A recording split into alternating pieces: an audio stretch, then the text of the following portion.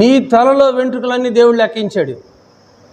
ఆయన సెలవు లేకుండా ఒకటి కూడా నేల రాలదాం. నీకు సమస్యలు ఉన్నాయని దేవునికి తెలీదా? ఆ సమస్యల నుండి కూడా దేవుడు నీకు పరిష్కార మార్గం చూపిస్తాడు. కానీ దానికి ఒక సమయం వచ్చింది. సమస్య వచ్చినంత తేలిక పోదు.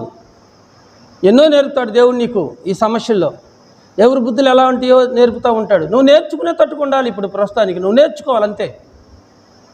సో ఇక టోటల్గా నేను చెప్పాలంటే, దేవదూతలతో కూడా వాళ్ళు పాపం చేయాలనుకున్నప్పుడు దేవదూతలు మౌనంగా ఉన్నారు.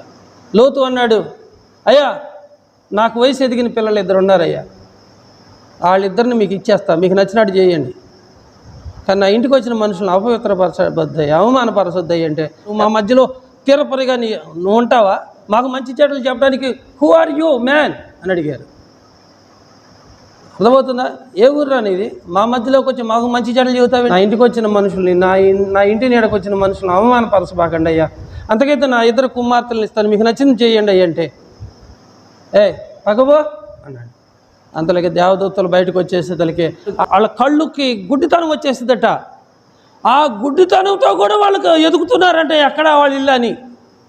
అందరికీ గుడ్డితనం వచ్చేసింది. కళ్ళు కనబట్ల, చీకట్లు కమ్మినాయి, గాఢాంధకారం కమ్మినా కానీ ఆ గాఢాంధకారంలో కూడా వీళ్ళు పాపం చేయాలని ఎదుగుతున్నారంట. ఇంక వీళ్ళు ఏం మారుతారు? దెబ్బ మీద దెబ్బ తగిలినా, ఎన్నిసార్లు దెబ్బలు తగిలినా మారు. వాళ్ళకు గుడ్డితనం కలిగింది కదా, ఇంకెందుకని ఎక్కడోళ్ళు అక్కడ సతికిల పడలా.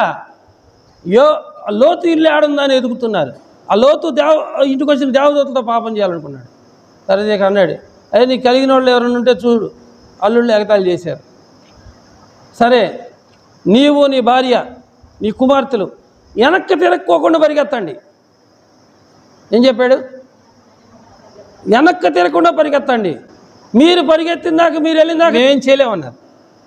అయ్యా అదిగో దగ్గరలో ఉన్నట్టు ఆ సోయారికి వెళ్తామయ్యా, సోయారి దగ్గర ఉంది, ఆ సోయారికి వెళ్తాం. సరే సోయారికి వెళ్ళిందాక నేను అగ్నికి అంధకాలను పంపించను, కానీ మీరు వెనక్కి తిరిగి చూడొద్దని అంటే లోతు పిల్లలు, లోతు భార్య పరిగెత్తుతున్నారు. ప్రియులారా, మొత్తం గొర్రెల్ని, మేకల్ని, ఎండిని, బంగారాన్ని, వస్తువులు, సామాగ్రి మొత్తం కూడా విడిచిపెట్టుకొని పరిగెత్తుతున్నారు. ఎందుకు? అందరి ప్రాణాలు పోతున్నాయి, వీళ్ళ ప్రాణాలు గుప్పిట్లో పెట్టుకొని పరిగెత్తుతున్నారు. ఈరోజు నువ్వు దేవుని విడిచిపెట్టి ఎన్ని సంపాదించుకున్నా నిజంగా దేవుడు నిన్ను తీసుకున్నప్పుడు నువ్వు ఏది నీ ఎమ్మట రాదు. వాళ్ళు ప్రాణాలు గుప్పిట్లో పెట్టుకొని అరే బతికితే చాలురా బాబు, ఈ ఆస్తులు ఎందుకు, ఎంత ఆస్తులు ఎందుకని వారు పరుగుని వెళ్తూ ఉన్నారు. వెనక చూడొద్దని చెబితే లోతు భార్య వెనక చూసి ఏమైందమ్మా? వెనక చూస్తే ఏమైంది?